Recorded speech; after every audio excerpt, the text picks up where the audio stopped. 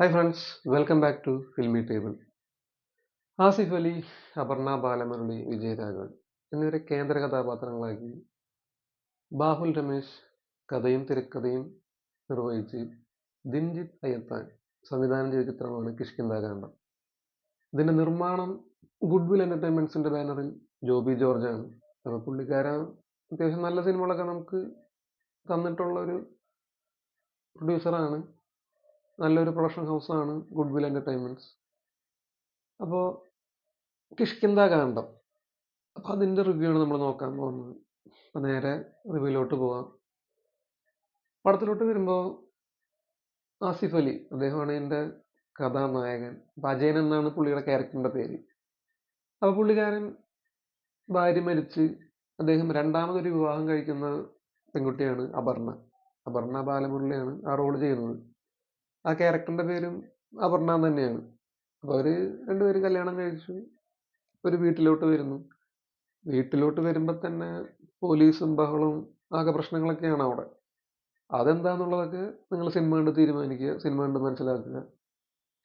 ഇപ്പോൾ ഒരു വീട്ടിൽ വരുന്നു. അപ്പോൾ അജയൻ്റെ അച്ഛൻ, അതായത് ആസിഫ് അലിയുടെ അച്ഛൻ റോൾ പ്ലേ ചെയ്യുന്നത് വിജയരാഘവനാണ്. അപ്പോൾ പുള്ളിക്കാരൻ്റെ ചില സ്വഭാവങ്ങളൊക്കെ കാണുമ്പോൾ ഈ വന്ന അപർണയ്ക്ക് എന്തൊക്കെയോ ഒരു സ്പെല്ലിംഗ് മിസ്റ്റേക്ക് ഒക്കെ ഫീൽ ചെയ്യും.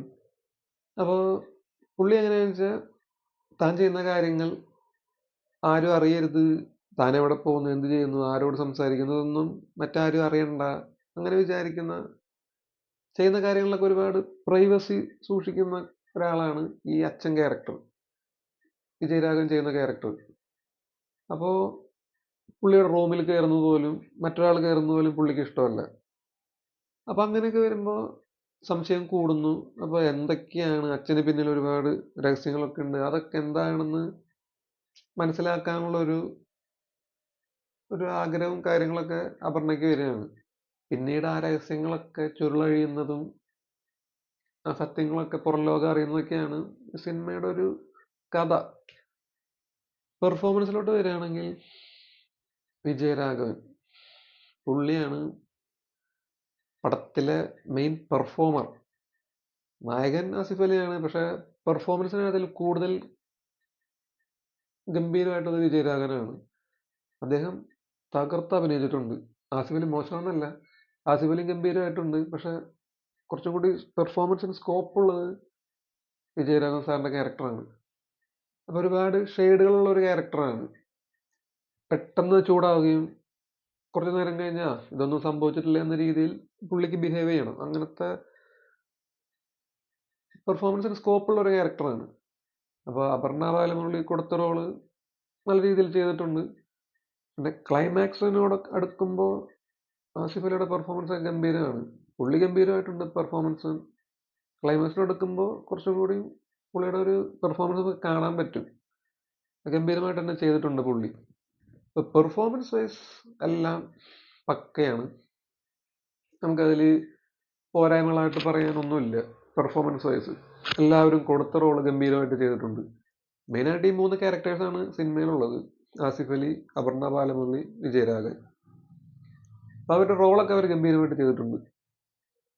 പിന്നെ ഇതിൻ്റെ മ്യൂസിക്, BGM ഇതൊക്കെ സുഷിൻ ശ്യാമാണ്.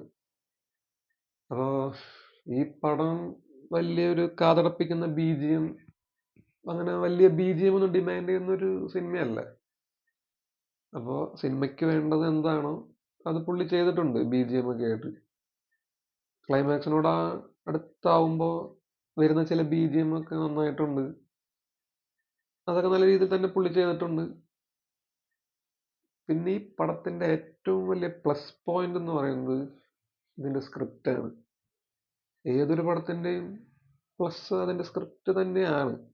എത്ര വലിയ സൂപ്പർ സ്റ്റാർ ആണെങ്കിലും എത്ര കോടി ചെലവഴിച്ചാലും പടം നന്നാവണമെങ്കിൽ എൻ്റെ സ്ക്രിപ്റ്റ് നന്നാവണം. അതല്ലാതെ എന്തൊക്കെ ചെയ്തിട്ടും കാര്യമില്ല. അപ്പോൾ പക്ക സോളിഡ് ആയിട്ടുള്ളൊരു സ്ക്രിപ്റ്റ് ഉണ്ട് ഈ സിനിമയ്ക്ക്.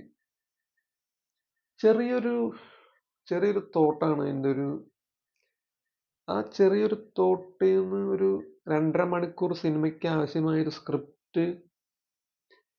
അവർ എഴുതി ഉണ്ടാക്കി. അതിന് ആ സ്ക്രിപ്റ്റ് റൈറ്റർക്ക് ഒരു കൈയടി കൊടുക്കണം. അപ്പോൾ ഗംഭീര സ്ക്രിപ്റ്റാണ്. അപ്പോൾ അതിൻ്റെ ഒരു വിജയം തന്നെ, ആ സ്ക്രിപ്റ്റിൻ്റെ ഒരു പിൻബലം ഇല്ലെങ്കിൽ പടം ഇന്ന് കാണുന്ന ഒരു വിജയത്തിലോട്ട് വരില്ലേ. കാരണം വലിയ ബഹളങ്ങളൊന്നും ഇല്ലാതെ ഒരു സിമ്പിൾ പടമാണ്. സ്ക്രിപ്റ്റിൻ്റെ ഒരു ബലത്തിൽ ആ പടം അങ്ങനെ പോകുന്നു.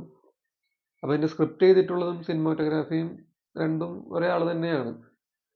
ബാഹുൽ രമേശ് എന്നാണ് പുള്ളിയുടെ പേര്. അപ്പോൾ പുള്ളിക്കൊരു കൈയടി കൊടുത്തേ പറ്റൂ. കാരണം ഗംഭീര അസാധ്യ സ്ക്രിപ്റ്റാണ് ഇതിൻ്റെ. പിന്നെ സംവിധാനം, പുള്ളി ഒരു നവാഗ സംവിധാനമാണെന്ന് തോന്നുന്നു. അപ്പോൾ അതിൻ്റെതായ ഒരു പരിചയക്കുറവൊന്നും സിനിമയിൽ നമുക്ക് കാണാൻ പറ്റില്ല. പുള്ളി നല്ല രീതിയിൽ തന്നെ സിനിമ എക്സിക്യൂട്ട് ചെയ്തിട്ടുണ്ട്. എല്ലാ കാര്യങ്ങളും നല്ല രീതിയിൽ ചെയ്തിട്ടുണ്ട്. സിനിമ ആ ഒരു ടോട്ടൽ പ്രൊഡക്റ്റ് നന്നായി വന്നിട്ടുണ്ട്. പിന്നെ ഇതിൻ്റെ കഥ പോകുന്ന ഒരു രീതി, ഒരു സ്ലോ പേസ് ത്രില്ലറാണ് ഈ പടം. അപ്പോൾ പതിഞ്ഞൊരു താളത്തിൽ തുടങ്ങി പിന്നീട് കത്തിക്കയറുന്ന രീതിയിലുള്ളതാണ് അതിൻ്റെ ഒരു ട്രീറ്റ്മെൻറ്റും കാര്യങ്ങളൊക്കെ. അപ്പോൾ ആദ്യത്തെ കുറച്ച് നേരം നമ്മളൊന്ന് പേഷ്യൻസോടുകൂടി സിനിമ കാണണം. പിന്നെ ഇൻ്റർവെല്ലൊക്കെ ആവും തോറും പടത്തിൻ്റെ ഒരു എന്താണ് അടുത്തതിന് സംഭവിക്കുന്നത്, എന്താവും എന്നുള്ളൊരു ക്യൂരിയോസിറ്റി നമ്മളിൽ സൃഷ്ടിക്കാൻ ഈ സിനിമയ്ക്ക് കഴിയുന്നുണ്ട്, അതിൻ്റെ സ്ക്രിപ്റ്റിന് കഴിയുന്നുണ്ട്. അപ്പോൾ അത് ക്ലൈമാക്സ് ഒക്കെ ആകുമ്പോൾ അതിൻ്റെ ഒരു ഗ്രാഫ് ഇങ്ങനെ ഉയരും. ക്ലൈമാക്സ് ഒക്കെ ആകുമ്പോൾ പടം നല്ല രീതിയിൽ പോകുന്നുണ്ട്. അപ്പോൾ ഈ ഓണക്കാലത്ത് നമുക്ക് കണ്ടിരിക്കേണ്ട ഒരു ചിത്രം തന്നെയാണ്. കാരണം നല്ലൊരു സിനിമയാണ്. അപ്പോൾ എന്തായാലും നല്ല സിനിമകൾ വിജയിക്കണം. അപ്പോൾ ഈ ഓണക്കാലത്ത് എല്ലാവരും കുടുംബസമേതം കാണാൻ പറ്റുന്ന ഒരു ചിത്രം തന്നെയാണ് കിഷ്കിന്ധാകാന്ഡം. വൾഗറായിട്ടുള്ള സീനോ അല്ലെങ്കിൽ അങ്ങനെ സെക്ഷുവലി സീൻ അങ്ങനെ ഒന്നും ഈ സിനിമയിലില്ല. എല്ലാവർക്കും കാണാൻ പറ്റുന്ന നല്ലൊരു ചിത്രം തന്നെയാണ്. അപ്പോൾ എല്ലാവരും പോയി കാണുക. നല്ല സിനിമകൾ വിജയിക്കട്ടെ. റിവ്യൂ ഉണ്ട്. റിവ്യൂ നിങ്ങൾക്ക് ഇഷ്ടപ്പെട്ടെങ്കിൽ ലൈക്ക് ചെയ്യുക, നിങ്ങളുടെ കൂട്ടുകാരോട് ഷെയർ ചെയ്യുക. പിന്നെ അവസാനം സബ്സ്ക്രൈബ് ചെയ്യേണ്ട കാര്യം ഒന്ന് പരിഗണിക്കുക.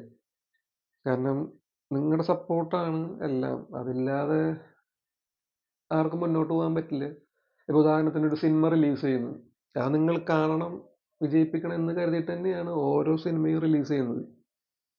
അത് സിനിമ മാത്രമല്ല, എന്തൊരു പ്രൊഡക്റ്റും മാർക്കറ്റിൽ വരുന്നത് ജനങ്ങളെ മുന്നിൽ കണ്ട് തന്നെയാണ്. ഞാൻ ഈ വീഡിയോ ചെയ്യുന്നതും നിങ്ങളെല്ലാവരും കാണണം, നിങ്ങളുടെ ഒരു പിന്തുണ കിട്ടണം എന്ന് വിചാരിച്ചിട്ട് തന്നെയാണ് എല്ലാ യൂട്യൂബേഴ്സും അങ്ങനെ തന്നെയാണ് ചെയ്യുന്നത്. അപ്പോൾ നിങ്ങളുടെ സപ്പോർട്ട് വലുതാണ്. അപ്പോൾ ലൈക്ക് ചെയ്യുക, ഷെയർ ചെയ്യുക, നിങ്ങളുടെ അഭിപ്രായങ്ങൾ കമൻ്റായി രേഖപ്പെടുത്തുക, ചാനൽ സബ്സ്ക്രൈബ് ചെയ്യുക. അപ്പോൾ മറ്റൊരു വീഡിയോയിൽ കാണുന്നവരെ ഗുഡ് ബൈ, സ്റ്റേ സേഫ്.